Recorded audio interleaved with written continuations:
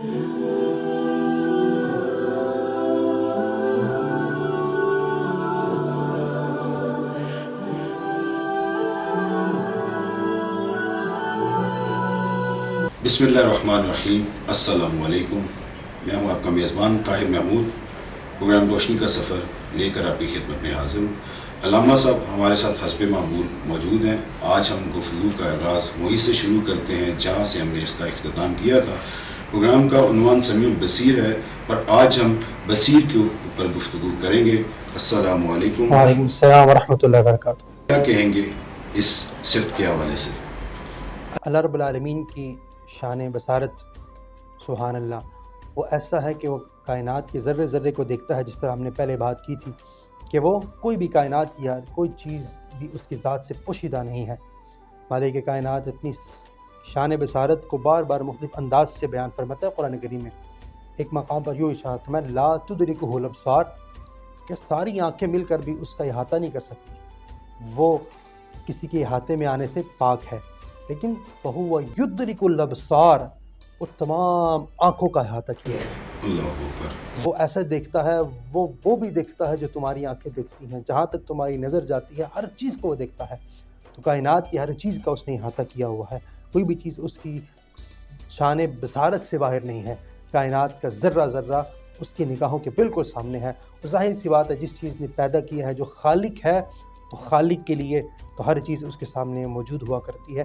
तो मालिक कायनात अपने बंदों को अपनी शान के मुताबिक वो देखता है, उनके अफ़आल को, उनके किरदार को, उनके उठने को, उनके बैठने को, उनके तमाम आमाल को, हत्ता कि उनकी तन्हाइयों को भी देखता है, उनकी महफ़िलों को भी देखता है।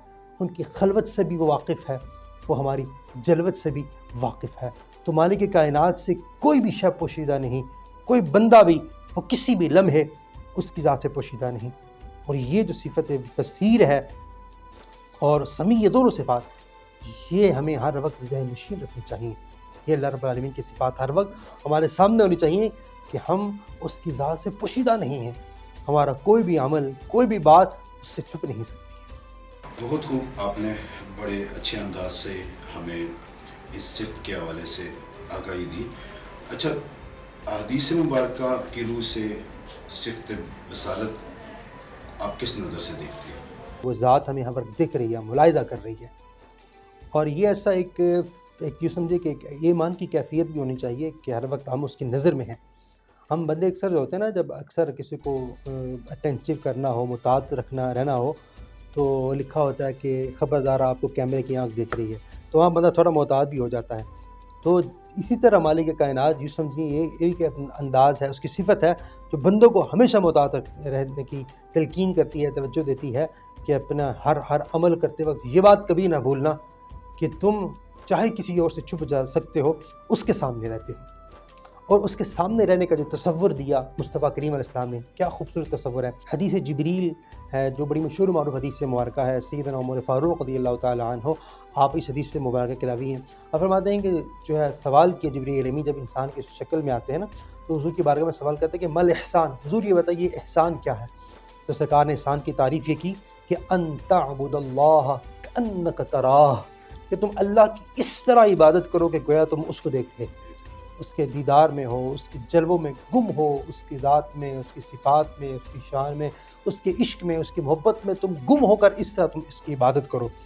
ये तो इबादत का आला एक मकाम है।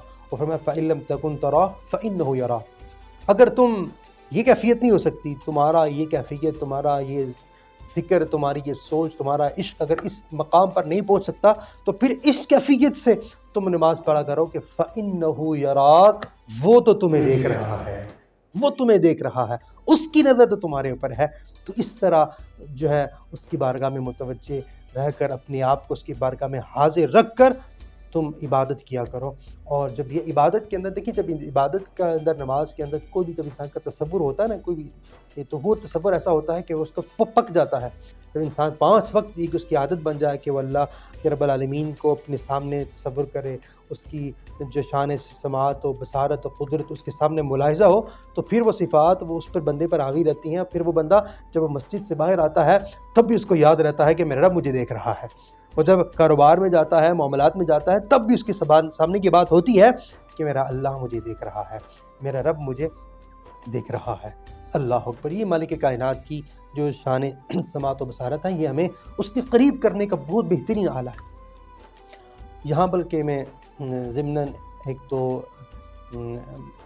مولانا روم رحمۃ اللہ تعالیٰ علیہ کی 2 اشعار ہیں وہ مثنوی شریف کے، وہ آپ کو پیش کرنا چاہتا ہوں. بڑی خوبصورت آپ نے بات کی.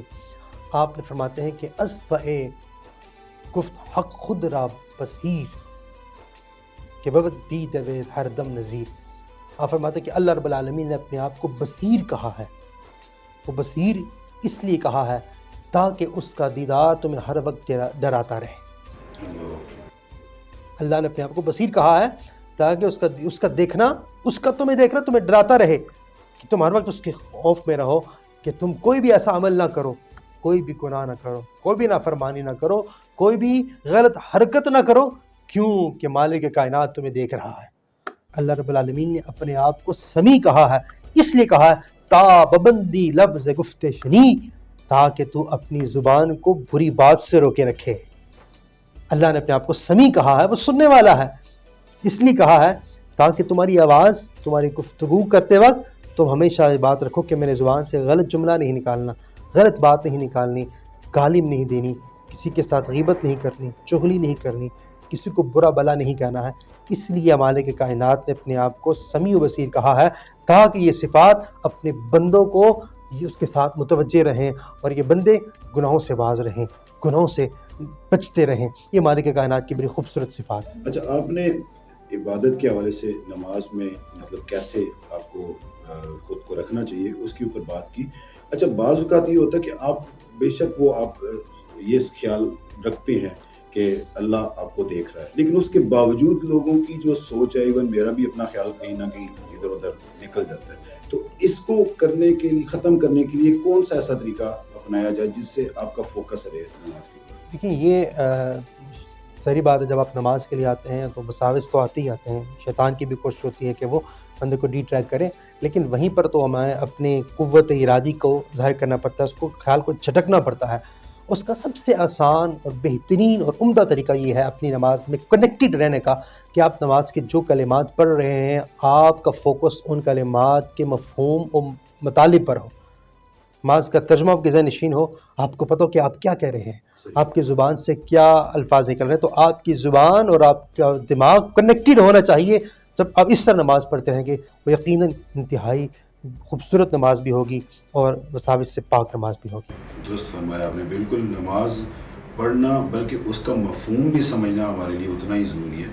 اچھا، مجھے یہ بتائیے کہ اس جو آپ نے سمیع بصیر کے حوالے سے کوئی ایسا واقعہ آپ کے ذہن میں ہے جو آپ ہمیں بتا سکیں؟ سبحان اللہ. حکایات کے اندر آتا ہے کہ حکایت ہے لکھی ہے، ایک شیخ تھے، بزرگ تھے اللہ کے ولی، ان کے پاس کچھ شاگرد تھے، وہ پڑھنے کے لیے آتے تھے، سیکھنے کے لیے کہ اللہ کا قرب کیسے حاصل کرنا چاہیے. تو ان کے شاگردوں میں سے ایک شاگرد ان کا بڑا ایکٹیو تھا، بڑا وہ اچھا جا رہا تھا، اور باقی ساتھی اس سے تھوڑا وہ حسد بھی کرتے تھے. ایک مرتبہ شیخ نے کہا کہ میں آپ کا امتحان لینا چاہ رہا ہوں، ٹیسٹ لینا چاہ رہا ہوں. تو انہوں نے کہا کہ آپ اس طرح کرو، یہ مرغیاں آپ کو دیں گے، لے جاؤ اور جا کے ذبح کر کے لاؤ، اور لیکن ایسی جگہ پہ ذبح کرنا کہ جہاں کوئی دیکھ نہ رہا ہو. سارے چلے گئے، کوئی کسی جنگل میں چلا گیا، کوئی کسی ویرانے میں چلا گیا، کوئی کس جگہ، سارے وہ ذبح کر کے لے آئے. استاد کی بات سمجھ نے یہ ذبح کر دی ہے. پوچھا تم نے کدھر کی ہے؟ اس نے کہا میں فلاں جگہ کی ہے، فلاں جگہ. کوئی نہیں دیکھ رہا تھا. وہ جو شاگرد بڑا ایکٹیو تھا، بڑا ایک ذہین لائق تھا، آگے تھا، وہ ویسے اپنی مرغی لے کر آ گیا. باقی ساتھیوں نے دیکھا کہ آج تو اس کی شامت آنی ہے، کہ یہ آج جو ہے نا اس سے استاد سے بات ہوگی. تو پھر کیا ہوا؟ تو پھر استاد نے پوچھا کہ آپ نے یہ کیوں نہیں ذبح کی؟ تو اس نے جواب دیا کہ آپ نے یہ کہا تھا کہ اس کو اس مقام پر ذبح کرنا جہاں کوئی نہ دیکھ رہا ہو، لیکن میں جہاں بھی گیا مجھے دیکھا کہ اللہ تو دیکھ رہا ہے. اس سے تو پوشیدہ نہیں تھا، اس کی بارگاہ سے پوشیدہ نہیں تھا. تو یہ ایک سبق ہے پڑھانے کا کہ ہمارا کوئی بھی عمل، کوئی بھی بات اللہ کی ذات سے پوشیدہ نہیں ہے، مخفی نہیں ہے.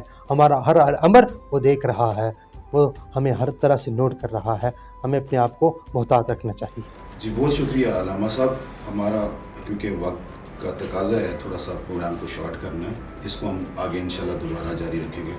آپ نے سنا علامہ صاحب نے کیا فرمایا کہ اللہ سننے والا بھی ہے اور دیکھنے والا بھی ہے. دعاؤں کی قبولیت کا رب کو ہی معلوم ہے، اور اس نے کس وقت کب دعا قبول کرنی ہے، کیونکہ وہ بہتر جانتا ہے کہ ہمارا دعاؤں کا وہ وقت قبولیت کا ہے یا نہیں ہے، یا کس وقت اس دعاؤں کا ہمیں فائدہ ہو سکتا ہے.